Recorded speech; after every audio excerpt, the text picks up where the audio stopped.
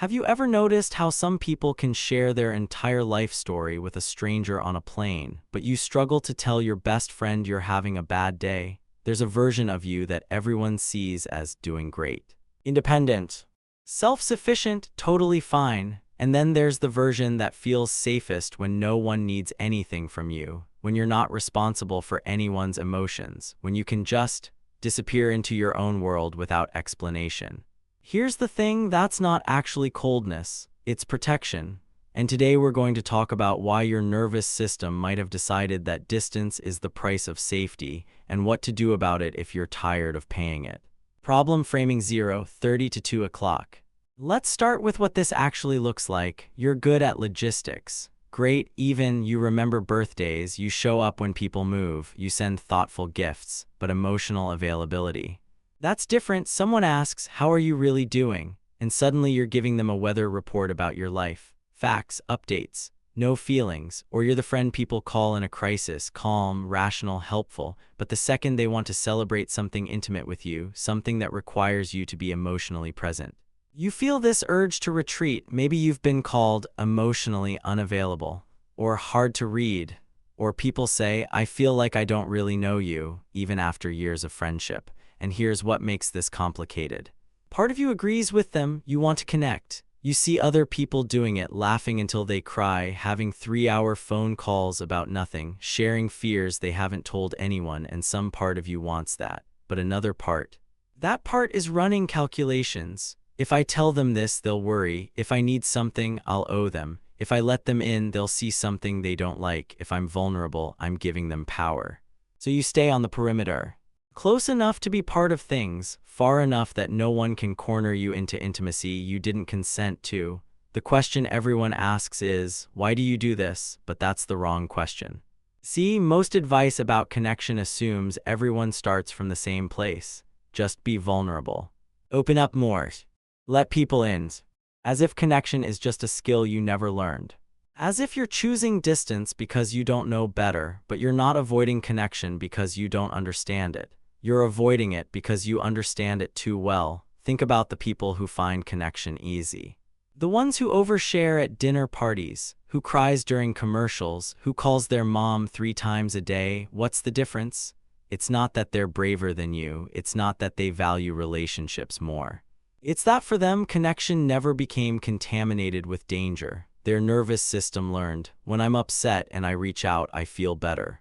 You learned something different. Maybe you reached out and got dismissed, or lectured, or told you were being dramatic. Maybe someone used your vulnerability as ammunition later. Maybe the people who were supposed to protect you were the ones you needed protection from. Or maybe, and this one's subtle, maybe you were the strong one, the reliable one, the one who had to hold it together because everyone else was falling apart. So your system learned, connection has terms and conditions. And the safest way to meet them, don't need anything. Now here's where we need to reframe this completely. What you're doing isn't a character flaw. It's not intimacy issues or commitment problems or emotional immaturity. It's a protective strategy that made perfect sense given your data. Your nervous system looked at the evidence, real lived experiences where connection led to pain, disappointment, or loss of control, and it made a rational decision. Detachment is damage control. Think about it like a programmer writing defensive code. You don't wait for the system to crash and then deal with it. You build in error handling before the failure happens. That's what detachment is. Error handling for relationships. You limit how much people can hurt you by limiting how much they can access. You avoid disappointment by not expecting anything. You maintain control by never giving someone else the power to devastate you. And for a while, it works. You don't get your heart broken. You don't feel abandoned. You don't have to deal with the shame of needing something and being denied. But here's the catch. The thing that keeps you safe also keeps you isolated. Because the same walls that keep out pain also keep out joy, intimacy, the kind of connection that makes you feel known instead of just liked, and eventually you notice it. You're at a dinner party surrounded by friends and you feel completely alone.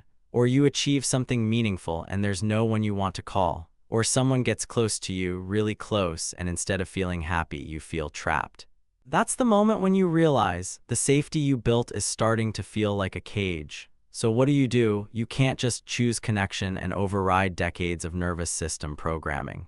But you also can't keep living at arm's length from everyone who matters. What you need isn't more vulnerability tips. You need a way to update your system's threat assessment. Let's talk about what's actually happening in your brain. Your nervous system has two jobs: keep you alive and keep you safe. Alive is physical, safe is emotional and social. And when you're young, your brain learns what safe means by watching what happens when you connect. If connection feels good, if you're soothed when you're scared, celebrated when you succeed, comforted when you fail, your brain tags it as safe. But if the connection feels dangerous, if it's inconsistent, conditional, or comes with emotional costs you can't afford, your brain updates the algorithm. Connection equals vulnerability equals potential threat.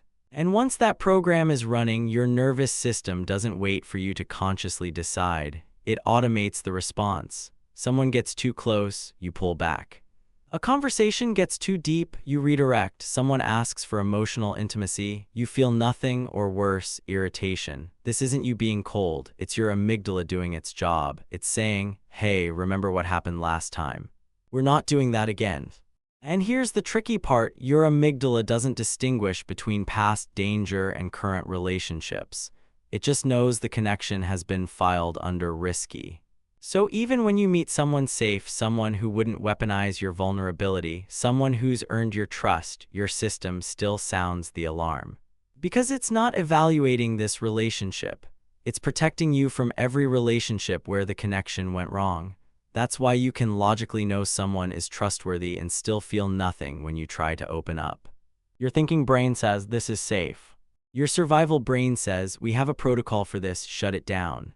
And your survival brain always wins, so if you want to change the pattern, you can't just think differently. You have to give your nervous system new data. Here's the first strategy: calibrated confidence. This is about separating feelings from facts when you assess relationship safety. Because right now, your emotional system is giving you threat alerts that may not match reality. You feel unsafe, so you assume you are unsafe. But feelings aren't always accurate reporters, especially if they're running on old programming. Here's how this works in practice. Let's say you're a therapist. You're thinking about sharing something personal with a colleague, something you're struggling with professionally. Immediately, you feel that familiar pull to retreat. Danger signals, old approach. Trust the feeling, don't share, stay safe. Calibrated confidence, check external validators. Ask yourself, has this person kept confidences before? Have they responded with judgment when others were vulnerable? Is there actual evidence they'd use this against me, or am I predicting based on past experiences with different people? You're not overriding your feelings, you're calibrating them. You might conclude, I feel unsafe, but the evidence suggests this person is trustworthy. My feeling is real, but it's not accurate in this situation. Then you get to make a conscious choice. Maybe you share something small, a controlled experiment. You're not flooding them with vulnerability. You're testing whether your threat assessment matches current reality. And when they respond well, when they don't judge, don't weaponize it, don't make it about them, giving your nervous system new data. Connection with this specific person, safe. Do this enough times with enough people and you start updating the broader algorithm. Second strategy, strategic humility. This one's about getting precise about what you actually can't do versus what just feels uncomfortable, because detachment often hides behind certainty. I can't do vulnerability. I'm just not wired for emotional intimacy. I don't need that kind of connection. These statements feel true. But they're not precise, and imprecision lets you avoid the real boundary. Let's say you're a public speaker. You're great on stage, confident, charismatic, commanding a room of hundreds. But one-on-one, someone asks about your personal life and you shut down. You tell yourself, I can't do intimacy. Strategic humility says, get specific. Can you not do it, or have you not felt safe enough to try? Is it that you don't need a connection, or that needing things was punished, so you learn to bury the need? Here's the practice. When you notice yourself avoiding connection, finish this sentence with precision. I'm not willing to because. Not I can't be vulnerable. But I'm not willing to share this specific thing with this specific person because I don't trust that they'll handle it carefully. That's honest, that's boundaried. And it doesn't make detachment your identity. Because once you're precise, you can update the boundary as conditions change. Maybe you're not willing to share with this person yet, but after 6 months of consistent trustworthiness, you might be. Strategic humility keeps you flexible. It lets you say, I'm still learning how to do this, instead of I'm broken and can't. And that difference, it changes everything. Third strategy, systematic doubt capture. This is about externalizing the anxieties that keep you detached so they don't run the show from inside your head. Here's what happens for most people. You think about reaching out, sharing something real, asking for support. And immediately your brain floods you with reasons not to. They'll think I'm weak. I'll regret this. They don't actually care. This will change how they see me. These thoughts feel like facts, like premonitions. And they're loud enough that you just don't reach out. Systematic doubt capture changes the game. Here's how it works. Let's say you're a programmer. You're going through something difficult, maybe a failure at work, maybe a personal loss, and there's someone in your life you could talk to. But the doubts start spinning. Instead of letting them stay in your head where they feel overwhelming and true, you write them down, every single one. If I tell them, they'll think less of me. They'll feel obligated to help and resent me for it. I won't be able to control how they react. I'll seem needy. Now here's the key. You don't argue with them, you don't try to logic them away, you just capture them, externalize them. Then you look at the list and ask one question: which of these doubts would I need to be wrong for this to be worth trying? Not all of them. Just which ones. Maybe it's just, they won't use this against me. That's testable, that's something you can get evidence for, so you make a small move, you share something minor, you see what happens. If the doubt was wrong, if they respond with care, not judgment, just proven that your internal alarm system was misfiring, and you can update accordingly. If the doubt right, then you've confirmed this person isn't safe and you protect yourself accordingly. Either way, you're building agency. You're not letting automatic detachment decide for you. You're testing, learning, and making conscious choices about who gets access. Let's bring this together. Detachment isn't your flaw, it's your design. A design built from real experiences where connection was risky and distance was relief. But here's what you need to understand. Just because it was the right strategy doesn't mean it still is. The people who hurt you aren't the people in front of you now. The risks you faced then aren't the risks you face today. And the version of you that needed those walls, they did their job, they kept you safe. But you're not that person anymore. You're stronger now, more resourceful, better at choosing who gets close, and that means you can afford to experiment. Calibrated confidence, test whether your feelings match the facts.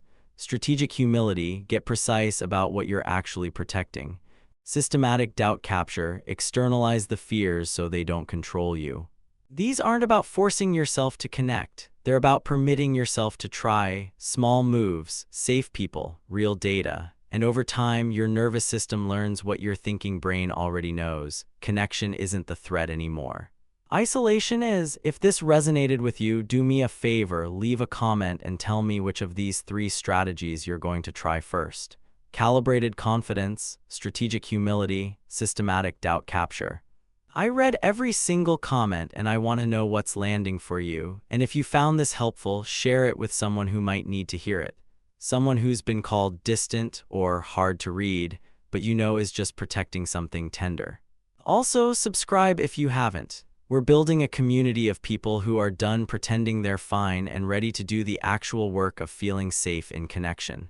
Hit the bell, you know the drill. Now, if you're thinking, okay, this makes sense for detachment, but what about when I do let someone in and then I can't stop obsessing over whether they actually like me? That's a different nervous system pattern, and we need to talk about it. I made a whole video breaking down anxious attachment and what to do when your brain turns every relationship into a threat assessment. Cards up here. Watch that next. And remember, the walls you built kept you safe. But you get to decide if they still serve you. See you at the next one.